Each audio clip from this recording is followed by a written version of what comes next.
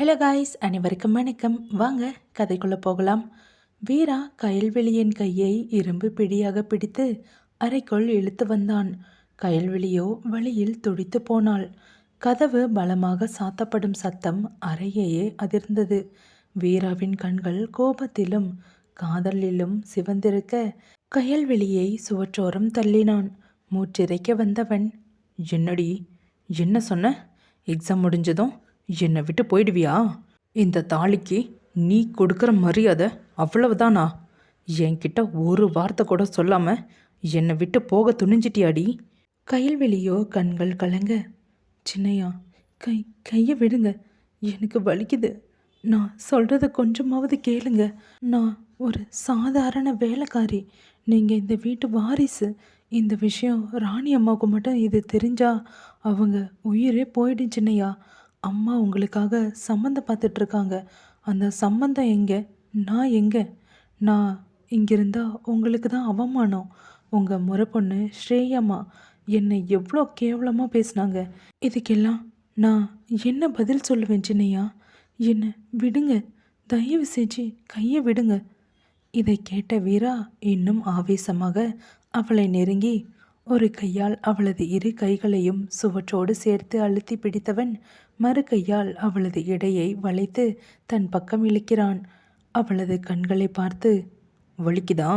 இந்த வலி உனக்கு தெரியுது, ஆனால் நீ போயிட்டா என் மனசு துடிக்குமே, அந்த வலி உனக்கு தெரியலையாடி? இந்த வீரா கட்டின தாலி உன் கழுத்தில் இருக்கிற வரைக்கும் நீ என் அனுமதி இல்லாமல் இந்த வீட்டை விட்டு ஒரு அடி கூட எடுத்து வைக்க முடியாது. நீ ஏன் பொண்டாட்டி. இப்போ சொல்லு, இங்கிருந்து எப்படி போவன்னு நான் பார்க்குறேன். வீராவின் கண்கள் கோபத்தில் சிவந்திருக்க அவனது மூச்சுக்காற்று அவளது முகத்தில் அனலாக படுகிறது. வீராவின் கோபத்தை கண்டு கயல்வெளி நடுங்கி போனாள். ஆனால் அவனது நெருக்கம் அவளுக்குள் ஒருவித சிலிர்ப்பையும் ஏற்படுத்தியது. சின்னையா, வேண்டாம், நீங்கள் கோபத்தில் இருக்கீங்க. உங்களை நீங்களே கொஞ்சம் கட்டுப்படுத்திக்கோங்க சின்னையா. நான் உங்களை காதலிக்கலை, நான் உங்களை வெறுக்கிறேன் என்று தலை குனிந்து கொண்டு கூற அதை கண்டு லேசாக சிரித்தவன், வெறுக்கிறியோ? அப்போ ஏண்டி நான் உன்னை தொடும்போது உன் இதயம் இப்படி துடிக்குது? ஏன் உன் கண்ணு என்னை பார்க்க முடியாமல் தவிக்குது? உன் வாய் தான் பொய் சொல்லுதுடி, ஆனால் உன் கண்ணு எனக்கு நீ சொந்தம்னு சொல்லுது. உன் உதடு சொல்கிற பொய்க்கும் உன் கண்ணு சொல்கிற உண்மைக்கும் நடுவில் நீயே உன்னை வேதனைப்படுத்திக்கிற. உன் கண்ணில் தெரிகிற அந்த தவிப்பு எனக்கு புரியாதடி. கயல்வெளி ஏதோ சொல்ல வர வீரா சட்டென்று குனிந்து அவள் இதழ்களை தன் இதழ்களால் ஆக்கிரமித்தான். கயல்வெளியோ முதலில் தள்ள முயற்சி செய்ய அவளது அத்தனை வைராக்கியங்களும் அந்த ஒற்றை முத்தத்தில் கரைந்து போனது. சில நிமிடங்கள் அந்த அறையில் இருவரின் மூச்சொலி மட்டுமே கேட்டது. அவனது ஆவேசமான காதலுக்கு முன்னால் அவளால் நிற்க முடியாமல் போனது. மெல்ல மெல்ல அவனது முத்தத்தில் அவள் கரைந்து போக நீண்ட நேர மௌனத்திற்கு பிறகு வீரா விலகினான். இப்போ சொல்லுடி, இங்கிருந்து போயிடுவியா? என் உயிரையே உன்கிட்ட தந்துட்டு நான் எப்படிடி இங்கே இருப்பேன்? நீ போகணும்னு நினைக்கிற ஒவ்வொரு நிமிஷமும் இந்த காலமும் நேரமும் உன்னை என்கிட்ட இன்னும் நெருங்க தான் வைக்கும். கையலோ, வேணா சின்னையா, இது தப்பு. நான் இங்கே இருக்கிறது உங்களுக்கு தான் கெட்ட பேர். என்னை அனுப்பிவிடுங்க ப்ளீஸ் என்று கையெடுத்து கும்பிட, இவ்வளோ நடந்தோம் நீ இன்னும் போகிறத பற்றி பேசுகிறல்ல? நேர் வழியில் சொன்னால் நீ கேட்க மாட்டடி. உன்னை எப்படி நிறுத்தணும்னு எனக்கு தெரியும். வீரா சட்டென்று அவளை தன் கைகளில் அள்ளி கொண்டு போக கையலோ அதிர்ச்சியில், சின்னையா, என்ன பண்ணுறீங்க என்று கத்த அவன் தன் அவளை மென்மையாக மெத்தையில் சாய்க்க அவளுக்கு மேலே நெருங்கி வந்து அவளது இரு கைகளையும் மெத்தையோடு சேர்த்து பிடித்து கொண்டு, ஓ மனசுக்கு தெரியும்டி நீ எனக்கு மட்டும்தான் சொந்தம்னு, ஆனால் உன் பிடிவாதம் அதை ஏற்றுக்க மாட்டேங்குது. இல்லடி, இன்னைக்கு உன்னை முழுசாக என்னுடையவளாக ஆக்க போகிறேன். இதுக்கப்புறம் நீ போகிறத பற்றி கனவுல கூட நினைக்க மாட்டேன். உன் மனசில் இருக்கிற அத்தனை பயத்தையும் தயக்கத்தையும் இன்னைக்கு நான் அழிப்பேன். நீ வேலைக்காரி இல்லை, இந்த வீராவோட மனைவி. இனிமே உன்னை யாராலும் என்கிட்ட இருந்து பிரிக்க முடியாது. வீரா அவளது கன்னங்களை வருடி மீண்டும் அவளது இதழ்களில் தன் காதலை ஆழமாக பதிக்கிறான். கயல்விழியோ இனிமேல் தன் அவனிடமிருந்து தப்பிக்க முடியாமல் தவித்து போக, வீரா அவளது எதிர்ப்புகளை தன் முத்தங்களால் மௌனமாக்கினான். தீராத காதல் அவளை ஆட்கொள்ள கயல்விழியோ மெல்ல மெல்ல தன் போராட்டத்தை நிறுத்தி அவனது அணைப்பில் தன்னை ஒப்படைத்தாள். அந்த அறைக்குள் அவர்களின் காதலும் வீராவின் அதிகாரமும் பின்னி பிணைகின்றன. அந்த இரவு அவர்களுக்கு மட்டுமே சொந்தமானது. அதிகாலை 4 மணியாக வீரா முந்தைய இரவு காதலின் அயற்சியில் இன்னும் ஆழ்ந்து தூங்கிக் கொண்டிருக்க, கயல்விழியோ மெதுவாக அவன் பிடியில் இருந்து தன்னை விடுவிக்கிறாள். அவன் முகம் அவ்வளவு அமைதியாக இருந்தது. ஆழ்ந்த உறக்கத்தில் இருந்த தன் கணவனை ஒரு ஆழ்ந்த பார்வை பார்த்தவள் மெல்ல எழுந்து தன் களைந்த ஆடைகளை சரி செய்து கொண்டு விம்மி வரும் அழுகையை கட்டுப்படுத்தியபடி அறையை விட்டு வெளியே வந்தவள் நேராக தனது அறைக்கு சென்று உறங்கிக் கொண்டிருந்த ரேவதியை ஒழுக்கி எழுப்பினாள். ரேவதி, ரேவதி, எந்திரிடி, சீக்கிரம் எந்திரி. நம்ம இப்போவே இந்த ஊரை விட்டு போகணும் ரேவதி. விடியறதுக்குள்ள நம்ம இங்கிருந்து போயாகணும். தூக்க கலக்கத்தில் இருந்த ரேவதி, கையில் என்னடி சொல்கிற? காலங்கத்தால் என்னடி ஆச்சு? நேற்று தான் வீராண்ணா உனக்காக சண்டை போட்டு ஸ்ரேயாவையும் அவங்க அம்மாவையும் அடித்தாரு. இப்போ எதுக்கு ஓடணும்னு சொல்கிற? கண்களில் விழுந்த கண்ணீரோடே, நடந்ததை எதையும் கேட்காதடி.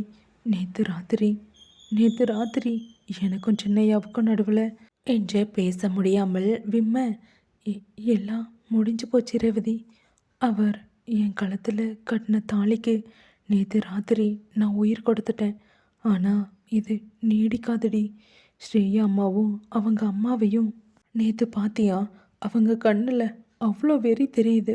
நான் இங்கே இருந்தால் சின்னையாவுக்கு தான் கெட்ட பேர். அவரோட கௌரவம் போயிடும் ரேவதி. அதிர்ச்சியில் உறைந்த ரேவதி, என்னடி சொல்கிற? கையில் வீராண்ணாவுக்கு உன்னை அவ்வளோ பிடிக்கும்டி. நீ இப்படி சொல்லாமல் போயிட்டா அவர் தாங்க மாட்டாரடி. அவருக்கு கோபம் வந்தால் இந்த ஊரே தாங்காது. கையில் நாம் போகிறது தெரிஞ்சா அவர் நம்ம 2 பேரையும் சும்மா விட மாட்டார் கையில்.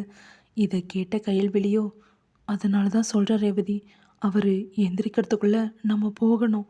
அவருக்கு என் மேலே இருக்கிறது காதல் இல்லை, வெறும் பிடிவாதம்னு அவர் நினச்சிக்கிட்டோம். ஆனால் நான் இங்கே இருந்தால் இந்த ஜமீன் குடும்பத்தோட பேரை நான் கெடுத்தவளாக ஆகிடுவேன். ஸ்ரேயாவும் அவங்க அம்மாவும் நேற்று ராத்திரி என்னை பார்த்த பார்வை எனக்கு இன்னும் பயத்தை கொடுக்குதுடி.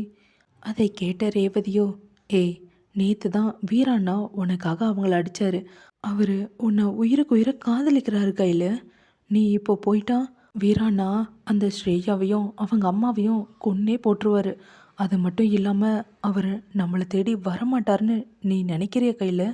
இந்த உலகத்தோட எந்த மூளைக்கு போனாலும் வீராண்ணா நம்மளை கண்டுபிடிச்சிடுவார். அன்னைக்கு அவரோட கோபத்துக்கு முன்னாடி நம்மளால் நிற்க முடியாதுடி. இதையெல்லாம் கேட்ட கயல்விழியோ ரேவதியின் கைகளை பிடித்து, அதனால தான் ரேவதி நான் போகிறேன். அவர் என் மேலே வச்சிருக்கிறது காதலாக இருந்தால் என்னை விட்டுருவார். ஆனால் அது பிடிவாதமாக இருந்தால் தான் தேடி வருவார்.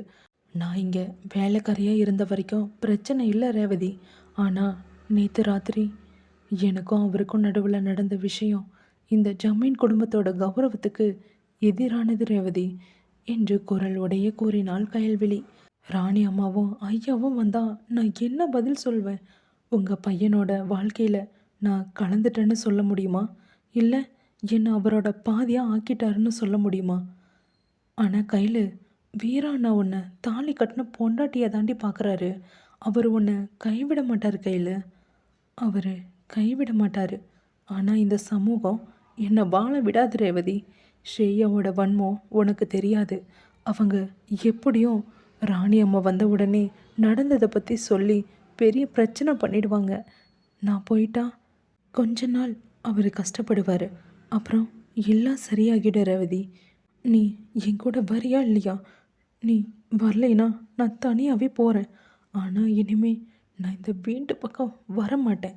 கையிலின் பிடிவாதத்தை பார்த்து திகைத்து போன ரேவதி, கையில் ஏன் இப்படி பிடிவாதம் பண்ணுற? சரி வா, உன்னை தனியாக விட எனக்கும் மனசில்ல. ஆனால் ஒன்று சொல்கிறேன் கையில், வீரா அண்ணா நம்மளை கண்டுபிடிச்சா அன்னைக்கு நம்ம 2 பேருக்கும் இருக்குடி கச்சேரி. அவர் கோபத்துக்கு நான் பொறுப்பில்ல. கண்டுபிடிக்க முடியாத இடத்துக்கு நம்ம போயிடலாம் ரேவதி. வா, விடியறதுக்குள்ளே பஸ் ஸ்டாண்டு போயிடணும். சரி வா என்று கோர, ரேவதி அவரை ஒரு தடவை பார்த்துட்டு வந்துட்டுமாடி என்று கண்கள் கலங்கியவள், ம் என்று தலையசைத்தாள் ரேவதி. இவ்வளோ காதலை வச்சுட்டு ஏண்டி உன்னையும் கஷ்டப்படுத்தி வீரா அண்ணாவையும் கஷ்டப்படுத்துகிற என்று மனதினுள் நினைத்து கிளம்ப தயாரானாள். கண்களில் கண்ணீர் திரையிட தூங்கிக் கொண்டிருக்கும் வீராவின் முகத்தையே இமைக்காமல் பார்த்தவள் மெதுவாக தன் நடுங்கும் விரல்களால் வீராவின் நெற்றியில் சரிந்து கிடக்கும் தலைமுடியை மென்மையாக கோதிவிட்டவள், சின்னையா நான் கிளம்புறேன். உங்ககிட்ட சொல்லிட்டு போக எனக்கு துணிச்சல் இல்லை சின்னையா. சொல்லிட்டா உங்களை விட்டு என்னால் ஒரு அடியை கூட எடுத்து வைக்க விட மாட்டீங்கன்னு எனக்கு தெரியும். நேற்று ராத்திரி நீங்கள் என் மேலே காட்டின அன்பு இந்த மொத்த ஜென்மத்துக்கும் எனக்கு போதும் சின்னையா. அவளது கண்ணீர் துளி ஒன்று வீராவின் கன்னத்தில் விழ அவன் தூக்கத்தில் லேசாக அசைய கயல்விழி பயந்து தன் கையை எடுக்க, ஆனால் அவன் விழிக்கவில்லை. இந்த வேலைக்காரி மேலே ஏன் இவ்வளோ பைத்தியமாக இருக்கீங்க? என் கழுத்தில் நீங்கள் கட்டின இந்த தாலிக்கு நான் துரோகம் பண்ண மாட்டேன் சின்னையா. ஆனால் இந்த தாலியை ஊரறிய நான் போட்டுக்கிட்டே இருந்தா உங்கள் அம்மா அப்பாவோட கௌரவம் என்ன ஆகும்? அந்த ஸ்ரேயாவும் அவங்க அம்மாவும் உங்களை எவ்வளோ கேவலமாக பேசுவாங்க. நான் இங்கே இருந்தால் உங்களுக்கு தான் நிம்மதி இருக்காது சின்னையா. என்னை தேடாதீங்க சின்னையா. தேடி வந்து உங்கள் பொண்டாட்டியை இன்னும் குற்றவாளி ஆக்கிடாதீங்க சின்னையா. மீண்டும் ஒரு முறை அவனது தலைமுடியை வருடி குனிந்து அவனது நெற்றியில் ஒரு நீண்ட ஆழமான முத்தத்தை பதித்தவள். அது ஒரு முத்தமல்ல, அவளது மொத்த வாழ்க்கையையும் அவனிடம் ஒப்படைக்கும் ஒரு சடங்கு போல இருக்க, கண்ணீரை துடைத்து கொண்டு, உங்கள் பொண்டாட்டியா நான் உங்கள் மனசில் இருப்பேன். ஆனால் உங்கள் கண்ணுக்கு முன்னாடி இனிமே வரமாட்டேன். போயிட்டு வரேன் சின்னையா. இல்லை, போகிறேன் என்று கயல்விழி சற்றென்று எழுந்து திரும்பி பார்க்காமல் அறையை விட்டு வெளியே ஓடியவள் அங்கே வாசலில் ரேவதி பதற்றத்துடன் நிற்கும் இடத்திற்கு வந்தாள். கையில், அழாதடி, வீராண்ணா முழிச்சுக்க போகிறாரு, சீக்கிரம் வா. ரேவதி, நீ வர வேணாண்டி, உனக்காக ரவி அண்ணா இருக்காரு, அவருக்கு நீ வேணும் ரேவதி என்று கூற, ரவி கிட்ட நான் பேசிக்கிறேன் கையில், நீ வா என்று கையை பிடிக்க கயல்விழி ரேவதியை நட்போடு அணைத்து கொண்டு, நட ரேவதி, அவரை எந்திரிக்கிறதுக்குள்ள நான் இந்த ஊர் எல்லையை தாண்டியாகணும். இல்லைனா ஏன் ஏன் சின்னையா என்னை தேடி வந்துடுவார். வா போகலாம் என்று கயல் ரேவதியின் கையை பிடித்து செல்ல, இருவரும் இருட்டில் யாருக்கும் தெரியாமல் ஜமீன் வீட்டை பின்பக்க கதவு வழியாக வெளியேறி பேருந்து நிலையத்தில் அடையாளம் தெரியாத ஒரு ஊருக்கு செல்லும் பேருந்தில் ஏறினார்கள். பேருந்து நகரத் தொடங்க ஜமீன் வீட்டை பார்த்து கயல்விழி கதறி அழுதவள், என்ன மன்னிச்சிடுங்க சின்னையா. உங்கள் பொண்டாட்டி இப்போ உங்ககிட்ட இருந்து ரொம்ப தூரம் போகிறா. ஆனால் என் மனசு உங்ககிட்ட தான் இருக்கும். தேடாதீங்க, என்னை தேடி வந்து உங்கள் நிம்மதியை இழந்துடாதீங்க சின்னையா. அறைக்குள் வீரா தன் கன்னத்தில் விழுந்த அவளது கண்ணீரின் ஈரத்தோடும் தன் அவளின் வாசனையோடும் இன்னும் ஆழ்ந்த உறக்கத்தில் இருந்தான். அந்த கட்டுக்கடங்காத புயல் எழுவதற்கு முந்தைய அமைதி போல் இருந்தது அவனது உறக்கம். இதோட இந்த எபிசோட் முடியுது. நெக்ஸ்ட் எபிசோடில் என்ன நடக்க போகுதுன்னு பார்க்கலாம். மறக்காமல் நம்ம சேனலை சப்ஸ்கிரைப் பண்ணி வச்சுட்டு பாருங்கள் காய்ஸ். லைக் பண்ணுங்கள், ஷேர் பண்ணுங்கள், மறக்காமல் கமெண்ட் பண்ணுங்கள். அப்போ தான் எனக்கு தெரியும். தேங்க்ஸ் ஃபார் வாட்சிங். பாய்.